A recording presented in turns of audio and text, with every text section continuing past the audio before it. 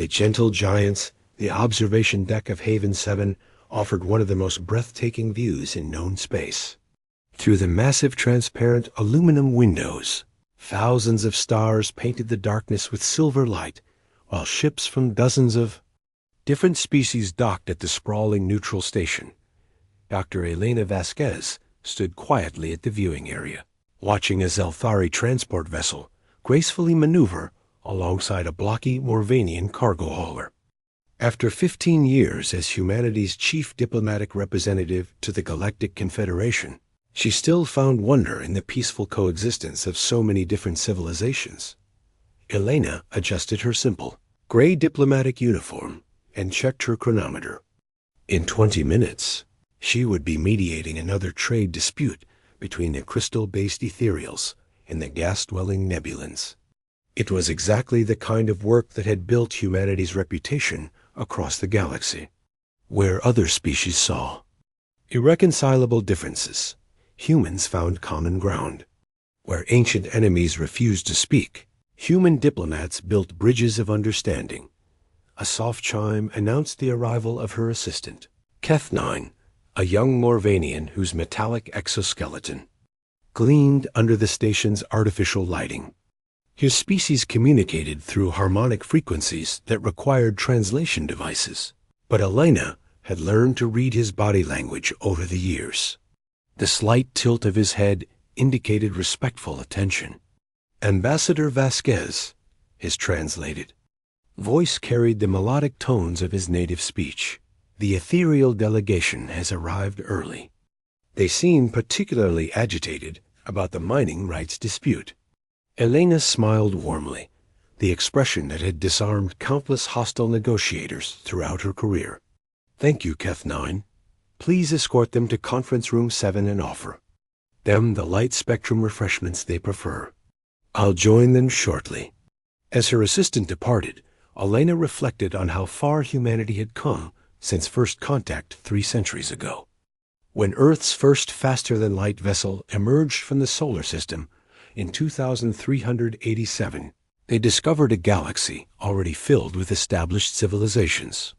The Galactic Confederation had existed for over 1,000 years, maintaining peace through complex treaties and careful balance of power between hundreds of member species.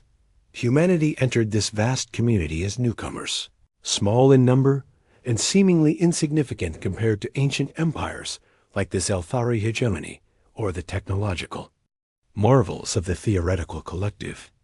What humans lacked in military might or advanced technology, they made up for with an almost supernatural ability to understand and empathize with radically different forms of life.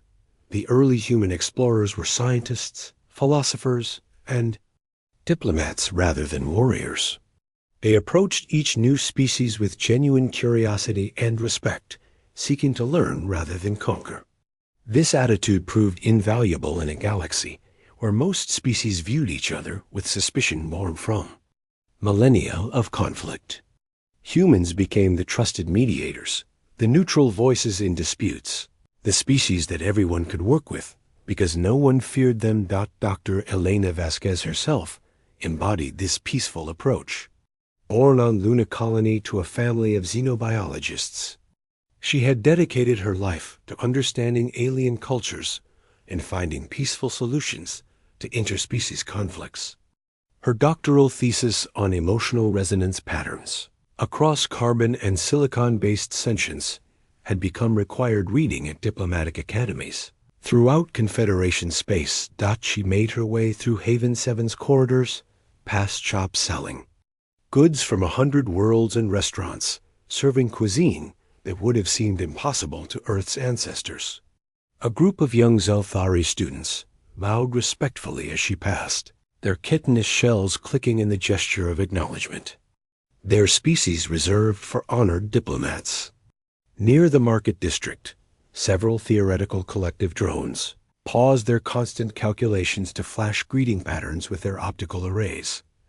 This was the galaxy that humanity had helped build through 3 centuries of patient diplomacy and genuine care for other species. Human colonies dotted the outer spiral arms, peaceful settlements focused on research, agriculture, and cultural exchange. Human ships were welcome in every port because they always came bearing aid, knowledge, or simply friendship with no hidden agenda. The ethereal delegation waited in Conference Room 7, their crystalline forms pulsing with the frustrated red frequencies that indicated their agitation. These beings of living mineral had evolved on worlds where patience was measured in geological time, making their current emotional state particularly significant. Alina's years of experience allowed her to recognize the specific harmonic patterns that indicated their distress stemmed from feeling misunderstood rather than truly angry. "Honored crystals," Elena began, using the formal address that showed respect for their ancient civilization. "I understand there are concerns about the proposed mining operations in the Vega Tertius system." The lead ethereal, a being whose crystal structure suggested an age of several thousand years, pulsed with calmer blue frequencies. Through the translation matrix, his thoughts became words. "Ambassador Vasquez, your reputation for wisdom precedes you. The Nebulans seek to extract gases from worlds that sing with the voices of our ancestors. They do not understand that these planets are not empty resources, but sacred spaces where our kind communed with the cosmos for eons before they achieved sentience." Alina nodded thoughtfully, already formulating approaches that could address both species' needs. This was exactly the kind of complex cultural issue that human diplomats had become famous for resolving. The Nebulans needed the rare gases for their reproduction cycles, but the ethereals viewed the planets as spiritual sites. Other species might see an impossible conflict, but Elena saw an opportunity for creative cooperation. "What if we could establish a system where the gas extraction actually enhanced the harmonic properties of the planetary atmospheres?" she suggested. The Nebulans possessed technology that could create resonance chambers, amplifying the ancestral songs while safely harvesting what they need for their colonies. The ethereal's crystal form brightened to a warm golden glow, the frequency that indicated intrigued consideration. Elena had learned that the key to successful diplomacy was finding solutions that didn't require either side to compromise their core values, but instead found ways for different needs to complement each other. As the meeting progressed, Elena facilitated a discussion that gradually transformed potential conflict into collaborative planning. The Nebulans, represented by a delegation of their finest atmospheric engineers, began to see how their technology could create something beautiful rather than simply extractive. The ethereals recognized that sharing their sacred spaces could actually strengthen the spiritual connections they sought to preserve. This was the work that had made humans indispensable to galactic civilization, not through superior firepower or technological domination, but through the simple ability to see past differences to the common hopes and needs that connected all sentient life. Human colonies flourished under this philosophy, becoming centers of learning and culture where beings from across the galaxy came to share knowledge and build friendships. 3 hours later, as both delegations signed an agreement that established the Vega Tertius system as the first joint ethereal nebulan cultural preservation site, Elena felt the familiar satisfaction that came with successful mediation.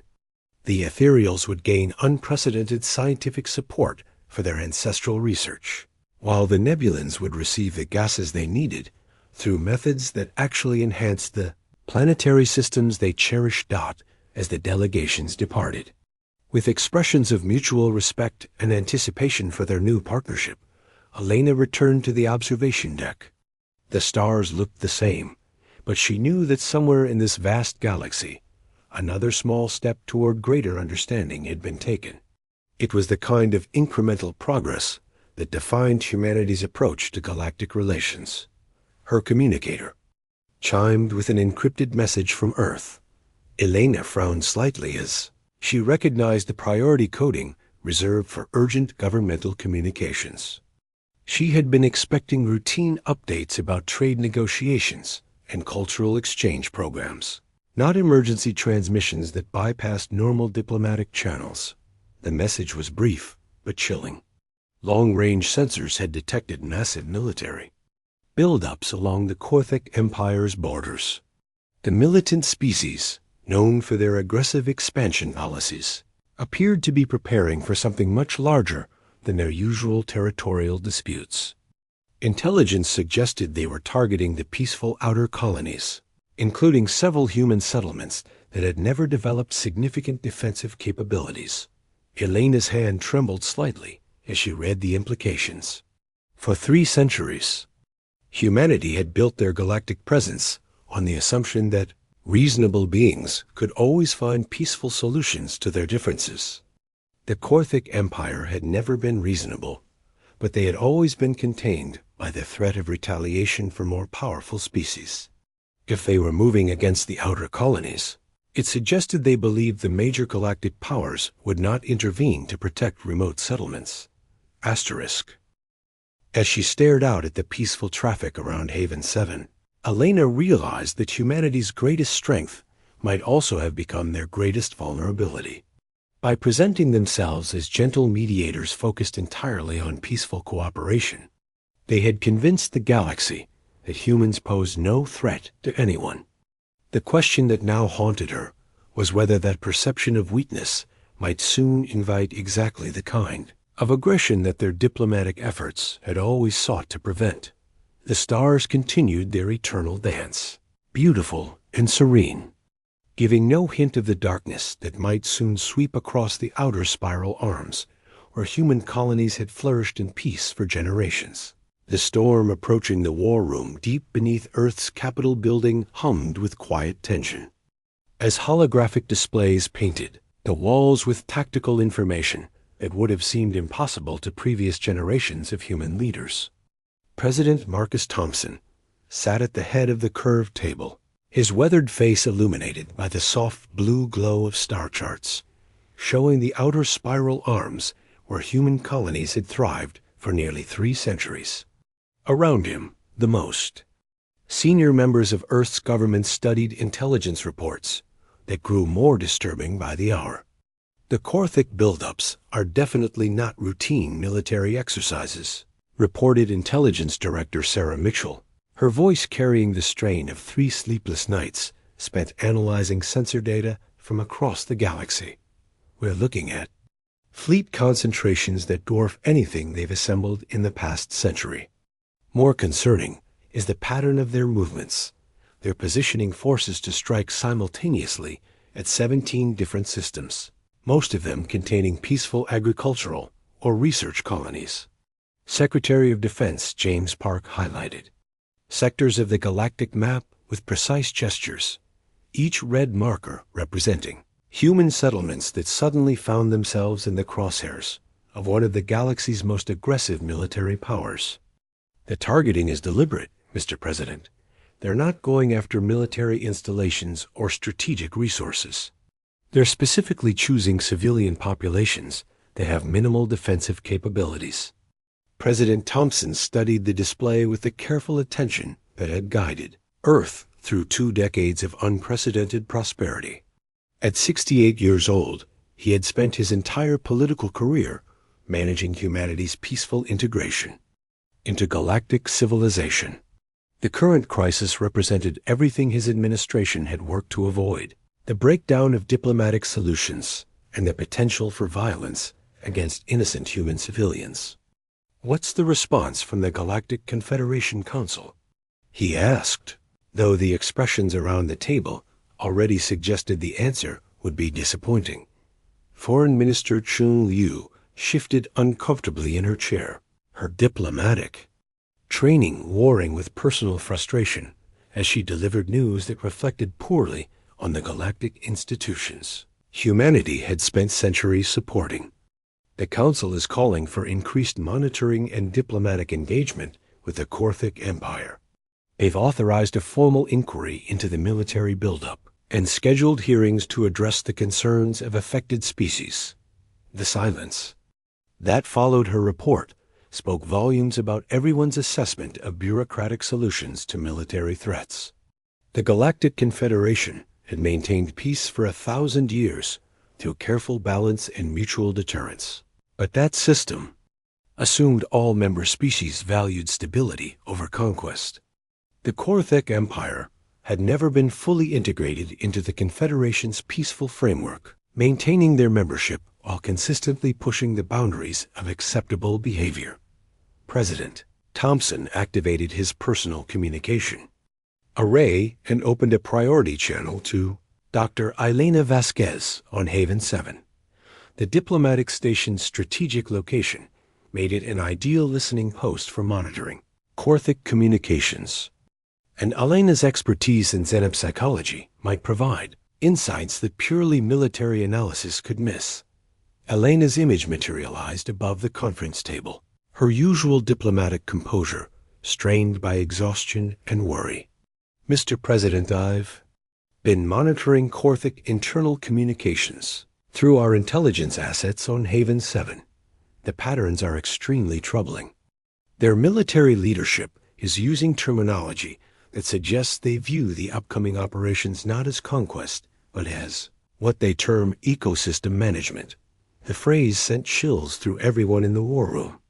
Korthek culture was built around evolutionary superiority and the belief that weaker species existed primarily to serve the needs of the strong.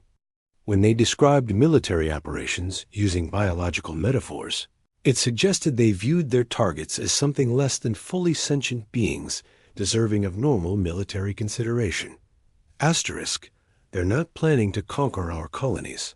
Elena continued, her voice tight with controlled emotion. They're planning to exterminate them. The intelligence intercepts suggest they view human settlements as inefficient use of valuable resources. They believe these systems would be more productive under direct Korthek control with the current populations removed. Secretary Park leaned forward, his military training automatically shifting into contingency planning mode. What are our defensive options for the threatened colonies? Can we evacuate civilian populations before the attacks begin? The question revealed the fundamental limitation of humanity's peaceful approach to galactic relations. Human colonies had been established with the assumption that the Galactic Confederation's diplomatic frameworks would prevent large-scale military action against civilian populations. Most settlements had minimal defensive capabilities, relying instead on their protected status under interspecies law and the general reluctance of civilized species to attack non-military targets. Evacuation would require massive logistical coordination and at least 6 weeks of preparation, reported Transportation Secretary Maria Santos. Our civilian transport capacity could handle perhaps 20% of the affected populations, assuming the Kortheks give us advance warning of their intentions. Most of our colonies are agricultural or research settlements with limited emergency infrastructure. Intelligence Director Mitchell highlighted additional data streams on the holographic display, showing communication patterns between Korthek fleets that suggested coordination with other aggressive species throughout the galaxy. The situation may be worse than we initially assessed. We're detecting increased military activity from several species that have historically aligned with Korthek expansion policies. This might represent a broader shift toward military solutions throughout the outer spiral arms. President Thompson considered the implications of coordinated aggression by multiple species against the peaceful colonies that had defined humanity's galactic presence. The Confederation's diplomatic institutions had prevented such large-scale violence for centuries, but they were designed to mediate disputes between rational actors who shared basic assumptions about the value of sentient life. Species that viewed extermination as resource management operated outside the philosophical framework that made peaceful solutions possible. Asterisk, what about requesting protection from our allies? Suggested Foreign Minister Liu. The Zelfari hegemony has significant military capabilities, and we've helped them resolve dozens of internal conflicts over the past century. Surely they would be willing to position defensive fleets near our threatened colonies. The suggestion reflected humanity's natural instinct to seek help from friends and allies, but it also revealed how thoroughly human leaders had internalized their species' role as dependent on others for military protection. Dr. Elena Vasquez's expression from the communication link suggested she had already explored similar options with discouraging results. I've had informal discussions with several allied species representatives, Elena reported. The general consensus is that direct military intervention against Corvac expansion would risk escalating localized conflicts into galaxy-wide warfare. Most species prefer to let the Confederation's diplomatic processes address the situation through negotiation rather than force. The rational calculation behind Allied reluctance was understandable but cold.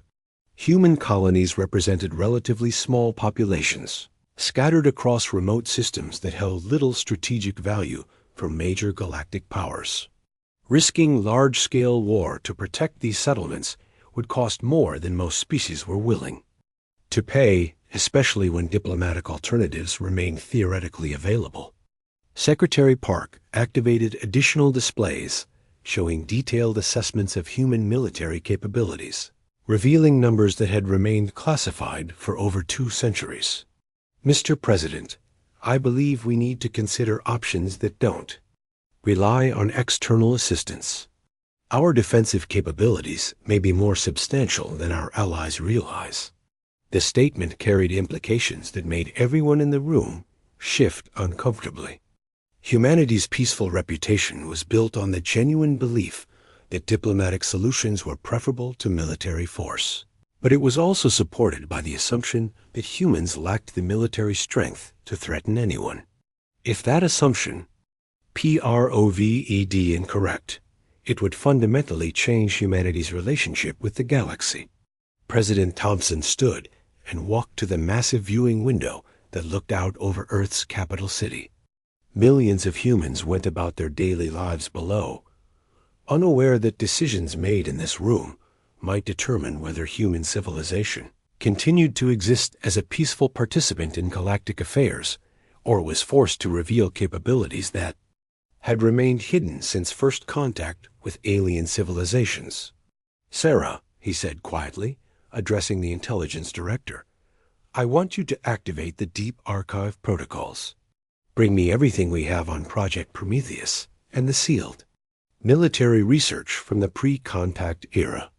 If diplomatic solutions fail to protect our people, I want to understand what alternatives humanity might possess.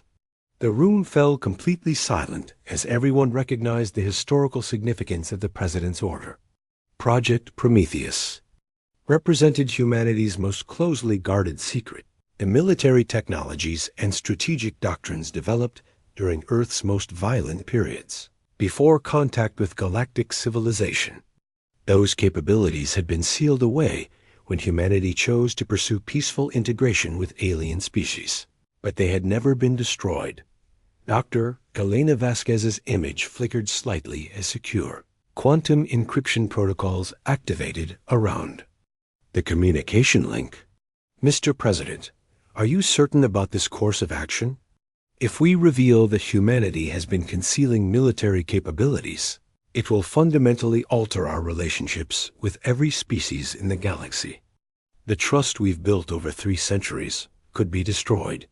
President Thompson continued staring out at the peaceful city below, weighing the value of diplomatic relationships against the lives of millions of human colonists who had built their homes in the outer spiral arms based on the promise that galactic civilization would protect them from exactly this kind of predatory aggression. Elena, how many people live in the threatened colonies? Her response was immediate and precise. Approximately 2.3 million civilians across 17 systems, sir. Mostly families who have lived in these communities for generations. The president turned back to face the war room, his decision crystallizing as he contemplated the responsibility he carried for those innocent lives. Humanity had spent 3 centuries proving they could be trusted neighbors and reliable friends to species across the galaxy.